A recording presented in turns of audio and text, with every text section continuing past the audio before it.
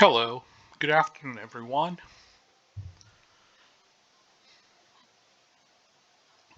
It's time for one more consideration. Let me begin by explaining to you the reason for this consideration. It's in connection with the events in Canada and how they are at present not in keeping with the rest of the world, particularly the decisions being made in Europe. So this is a little thread of just a few tweets, 7 tweets to be exact. And like it's often said, hindsight is 2020. But this is something I've maintained throughout the pandemic. I don't think there's even one occasion in the last 2 years when I have recommended a vaccine mandate. Never. Not even once. And if I'm wrong, I'm very glad for someone to prove it to me from any platform. But most likely, if you find an error in my memory, you would find it on Twitter. So I did share this with Justin Trudeau for what it's worth. Let's see.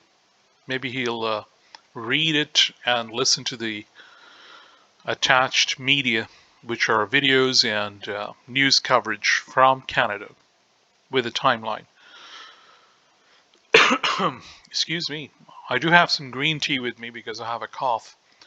Just a little tickle in the throat of it, as I've been saying. So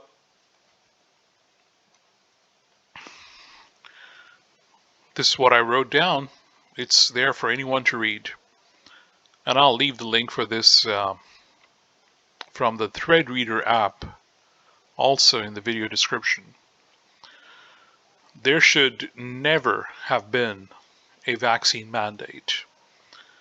The evident benefit from the vaccines/therapeutics should have been incentive enough. There should have been no general public masking mandates. There should only have been an advisory and then individual discretion. So you can see that my position as far as masks are concerned is not with the camp that wants it to be mandatory, and it's not with the camp that is absolutely against it,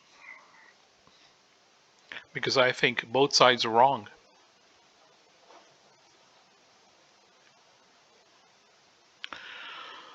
So this is my approach. It has to be individual discretion. One person doesn't tell the other person to do it.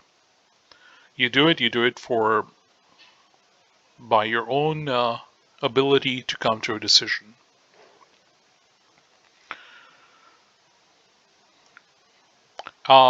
These are the earlier videos that I have on my channel on YouTube.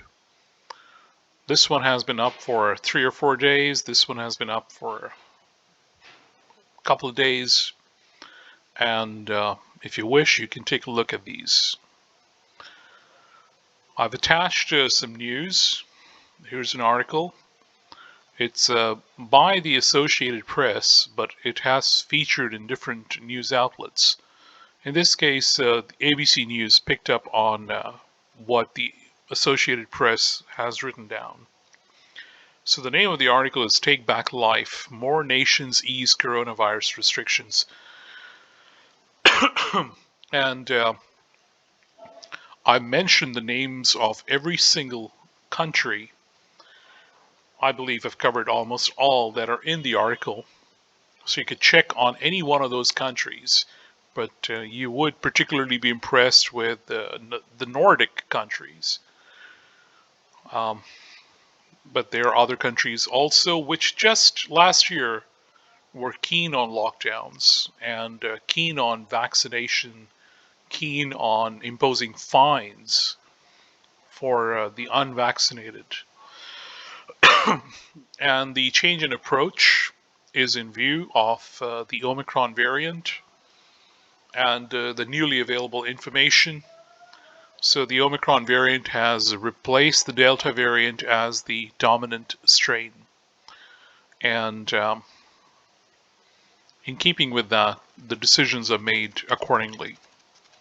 But I'll show you in just a little while that it never escaped the notice of the general public or the governments to consider the limitations of lockdowns. Excuse me, it's the only time I get a cough is when I talk. So I'm going to take a sip of my tea.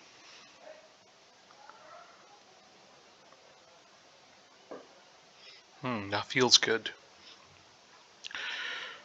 So those people who have been criticizing governments for lockdowns, they are a group of people who are not wrong, but they are incorrect in focusing on only the mistakes. And the anti-government sentiment was existing already. Or you could say it's an anti-authority sentiment. What that is rooted in, if you look into the individual, their history, their views, their associations, I think it will be very clear to you where these sentiments keep getting their strength from, where they emanate from. And you'll find there is an anti-authority strain going through as the common uniting factor. So it's not only government comes to mind, of course, but federal agencies or even state powers or any kind of authority. Authority is seen as standing in the way of freedom. And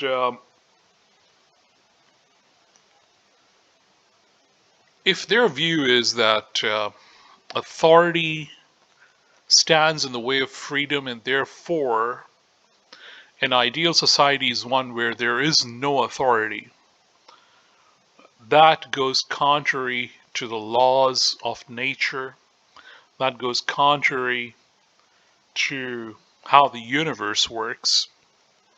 There is no escaping from certain authorities. Now, ideally, an authority, when it's functioning at its best, you don't even realize it's there. It's working and it is consistent like gravity or the rotation of the earth.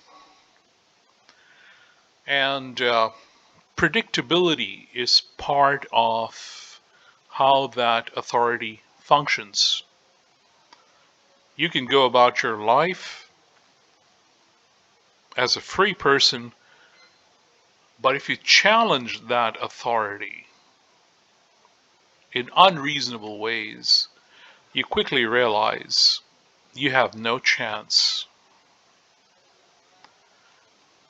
And there are authorities like that which are human, you could say authorities that are divine. And I believe in both and the harmonious working of either. I might have deviated from my thread. That's all right. The link will be there and you could read it. Coming back to this thread, I found this news to be good because it gives a timeline of how this trucker convoy, Freedom Convoy, how it developed. If you go to the news source, You can find the updates over the weekend, and then there are more updates on the main website of CTV News. That is a source I looked into, and I found that their coverage was good. And whatever you admire about the Freedom Convoy of truckers, if you are one of the people who overlook the deterioration and contamination of the movement so quickly that it happened in just a couple of days, then you're one of those people who don't accept reality. This is also part of reality. And the police, they've had to, they're going to get help from the RCMP. That is the federal police in Canada, from what I read. And one can only wish that there are movements that are pure and they stay pure and they stay clean and they're honest. Everybody's honest. I don't know a single movement like that. Not one. Even 10 people getting together, and there are 5 good ones among them. There is no guarantee the 6th person is going to be at the same level and of the same virtue and quality as the first 5. And even finding 5 like that is an accomplishment. So protests and these convoys, they are means of protests. Of course they are. And the situation, as I mentioned at the beginning of the thread, starts from the unreasonableness of mandates, of a vaccine mandate. Why have a vaccine mandate? As I said, and I'm, yes, stating what I said. And if you find this reasonable, then it's up to you. The evident benefit from the vaccines / therapeutics should have been incentive enough.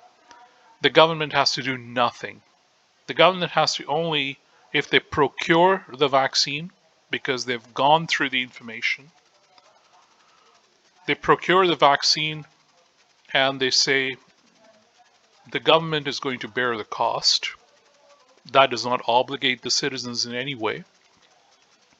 And whatever information we have gone through to make the decision in favor of certain vaccines or against certain vaccines, here's all the information that we have. And now it is your responsibility. Responsibility is a word we hear very rarely.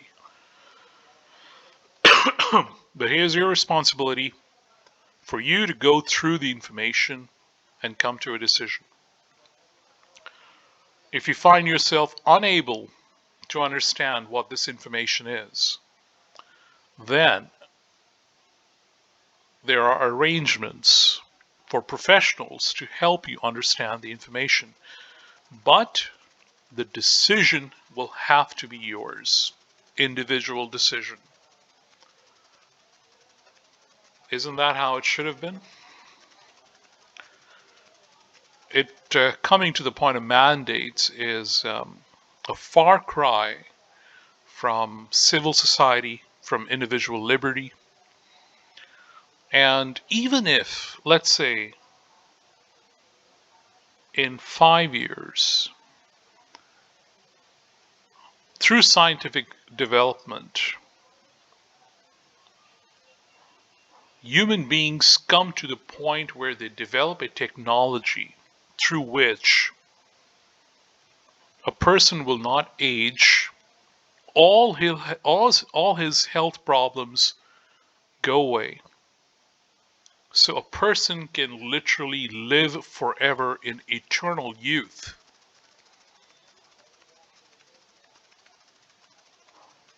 Does the government have the right to mandate that scientific breakthrough for all its citizens?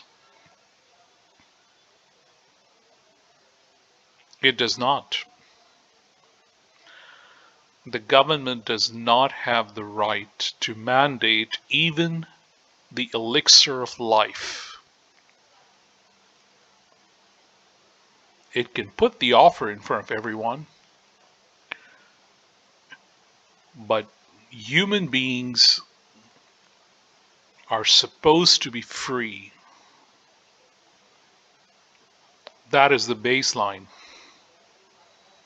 Taking away human freedom and compelling them to do something or forbid them from doing something,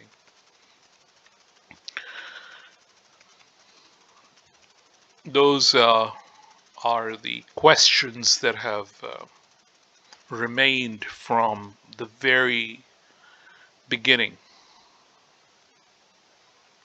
since human intelligence. So, I'm going to go through a few articles, and in fact, today the preface has probably taken more time than the actual coverage would. The only reason I have so many tabs open, 1, 2, 3, 4, 5, 6,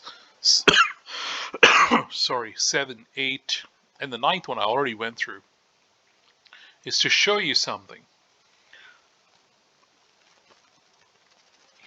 So this is from 10 May 2021, this article, and you'll find the links for all these in the sequence that I go through them. I don't think there's any particular reason I have the sequence open, but I will put the links to these articles in the sequence that I go through them. So in 2021, in May already, there was, in Europe, COVID-19 lockdowns ease as vaccine drives make headway. So months of restrictions are starting to be lifted across the region, but officials have urged continued caution. So there were people at that time also who were totally against lockdowns. And of course, you cannot lock down a virus, an airborne virus, and you want to lock down people. It's already out there. The inevitable is, as soon as the lockdown is lifted, transmission rates go up. And what exactly is this locking down? What do you want to lock down? The way people live? You want to change how people live, what they do? So, or you want to minimize the damage during the pandemic? So there were a lot of things going on. At this point, I'm just going to read from the article, and if I have any thoughts, then I'll share that. So it says schools, stores, and beaches have reopened in several parts of Europe as the continent eases out of months of COVID-19 lockdowns amid ongoing mass vaccination efforts and falling infection rates. Exhilarated Spaniards chanting freedom danced in the streets as a COVID-19 curfew ended in most of the country at the weekend, while Greece reopened public beaches with deck chairs safely spaced, nursery, elementary, and middle schools on Monday. Ireland, meanwhile, lifted domestic travel restrictions and began a phased reopening of non-essential retail, and in Germany, a first weekend of summer sun lifted spirits after Health Minister Jens Spahn declared the third wave of the pandemic finally broken. So there are seasonal variations also to be accounted for. And of course, people were pointing this out earlier also, that as soon as the winters come, again, you'll have more cases, and then again, you'll talk about lockdowns. And the inevitability is that aside from seasonal variations of how much transmission there is, you cannot eliminate the virus from the environment by locking down. So that's just a fact. Now this was May of 2021, 10 May 2021. This came in Al Jazeera. This is the Lancet article, and I think I wanted to look at this a little later, but well, this is from November 7, 2020. Lessons learned from easing COVID-19 restrictions and analysis of countries and regions in Asia, Pacific, and Europe. So a lot of PhDs, MSCs, and MDs got together and wrote this down. So this is a longer article. This is a pretty long article. And I wish not to go through the details because this could take a few hours if you or I just went through it in a very specific way. But this is an important article, and it doesn't miss anything. Literally, it misses nothing. So if I go to, already I'm in the references. So if I look at the references, just look at how many references there are. And tons of references. 55 references. And you'll find the link for this in the video description. This is very short, but I want to show you something. This is from 24 April 2020. WHO/Europe advice for gradual easing of COVID-19 measures. So back then, 24 April 2020, this article came out. WHO/Europe highlights key issues to be considered for the slow easing of restrictions and transitioning to a new normal. Public health and epidemiological measures, capacity for dual-track health system management, population and behavioral insights, and social and economic implications. And it's just like an outline. So what it says, countries seeking to ease some restrictions while remaining vigilant can now consult some key pointers for the gradual easing of lockdown restrictions introduced in response to the spread of COVID-19 across the European region. The transition out of lockdown is said to be a complex and uncertain phase. Challenges and circumstances vary from country to country, and there is no one-size-fits-all approach. It is vital that countries clearly communicate this to the public and to build trust and ensure that people observe restrictions specific to their situation. This is what the WHO said back then. I'd also like to mention here, this is not the language you see on their Twitter account. So whether it's the people who manage the Twitter account or the brevity that is the limitation of the platform, or how immediately there is feedback from others, it's just a limitation on Twitter.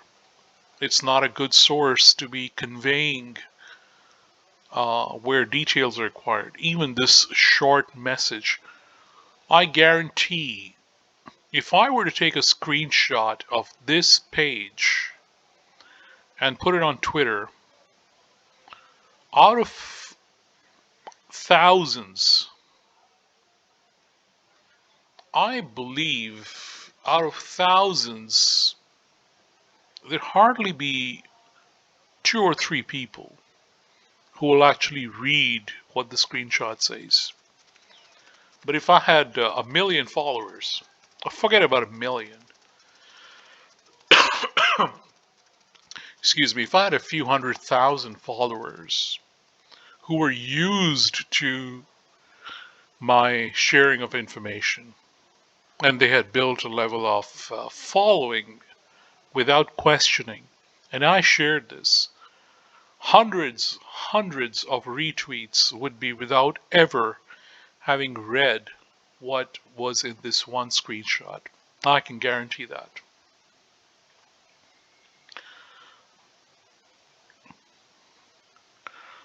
So I'm just stating a fact here. And that's why it makes a difference what platform is used to communicate. Makes a big difference.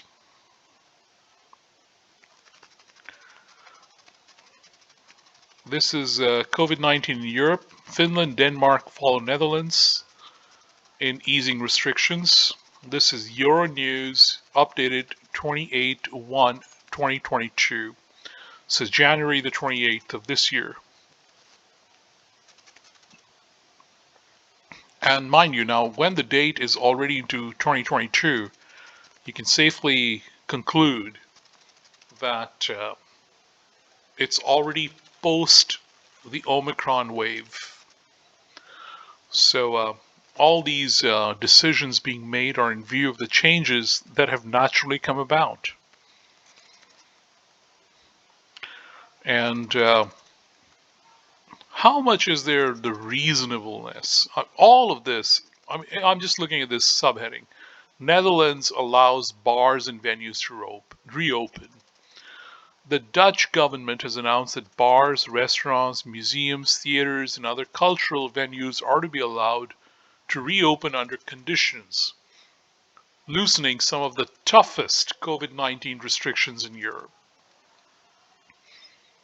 Venues have been closed for more than a month, while strict quarantine rules have shut a quarter of primary school classes in the Netherlands. Excuse me. So somebody wants to question, they'll ask for the rationale why these particular places were picked, as it's called, cultural venues. Was it to control certain sections of the population who go to these places?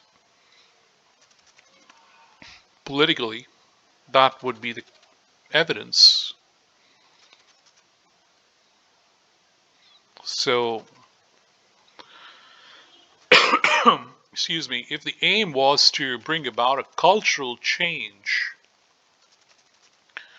then the government, in this case the Dutch government, had the opportunity to utilize this time to enforce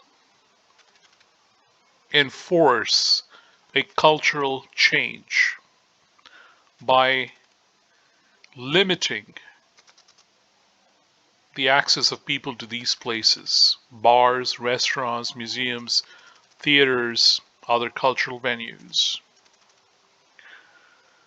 But is it reasonable to conclude that people who have been used to going to these places for years are going to change? Perhaps it was not necessarily to change, but to reveal the kind of population that goes to these places and who among them were harboring anti-government sentiments already. So the fact that these places exist, a bar is not the same as a museum, a restaurant is not the same as a theater. So if you look down specifically, then you understand that these are just blanket measures. And what is expected? What is the end game? And you find that science has been left out of the picture long before it came to these decisions. It was purely political at this point. I've often said, and I'll say it again, if there was to be a lockdown, it should have been in Wuhan, China, at the lab and around the lab in the whole city, to contain the virus. And that should have been also for a limited period of time. excuse me, but countries being locked down, cities being locked down, that is strange. This is another good article. Lockdowns compared, tracking government's coronavirus responses. And some university has put together, this is the Oxford COVID-19 Government Response Stringency Index. And it says Blavatnik School of Government, University of Oxford. So they have worked out through graphs, and I'll put a link for this also in the video description. If you're interested, then you'll find this to be a good article to consult. This is from February the 2nd, already, although it says February 4 on top, that's today. Excuse me, but February the 2nd is when this came out. And New York Post is not your regular news source, of course. It's a little different. Doesn't mean it has to be invalidated. Nope, not the case. The graphic they use, the tone and everything is going to be different. And the way they focus on, well, Denmark in this case.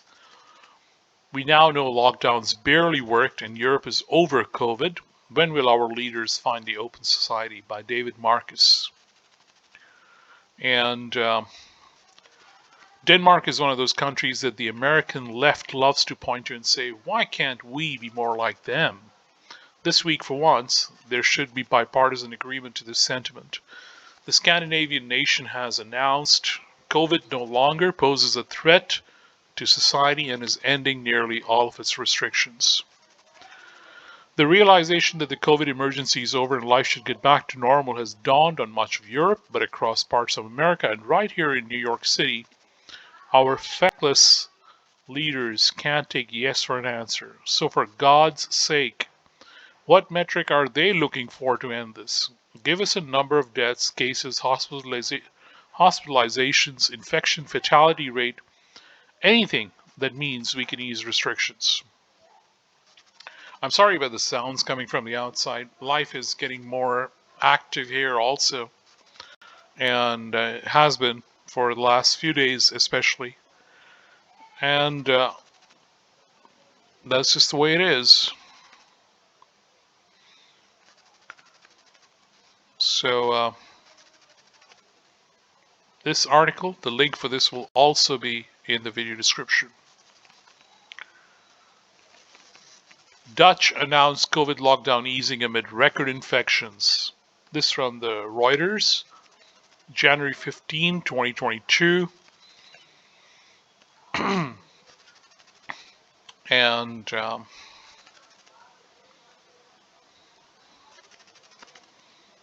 you can look at the details here also. Not a long article at all, but it's from the beginning of this year.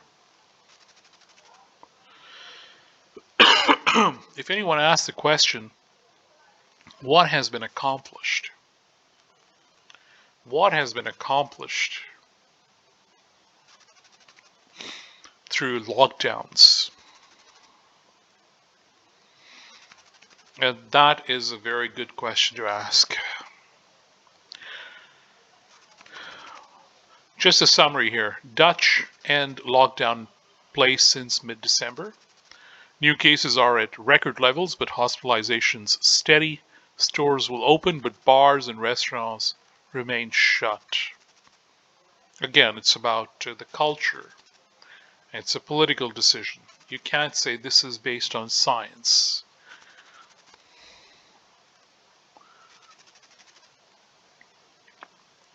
This article is comprehensive. This is from 25 June 2021.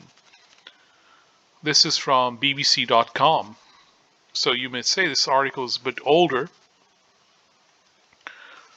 but it gives you a comprehensive view, even back then, from 25 June. This is before the winters hit.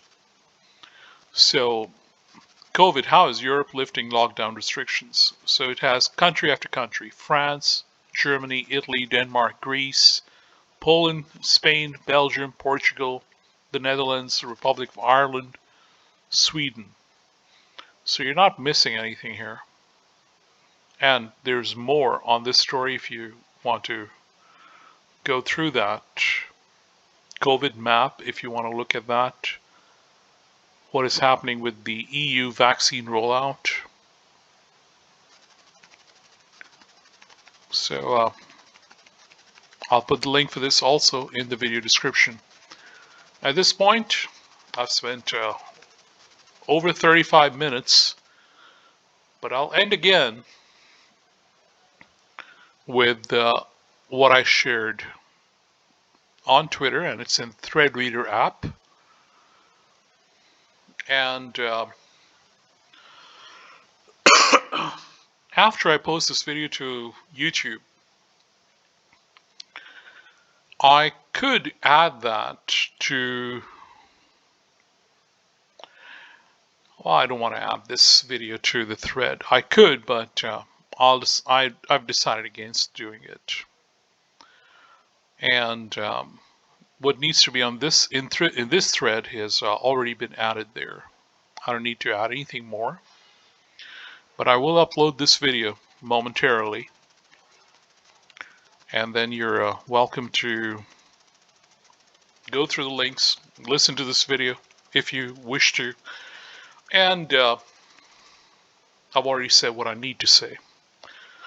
So thank you for your time.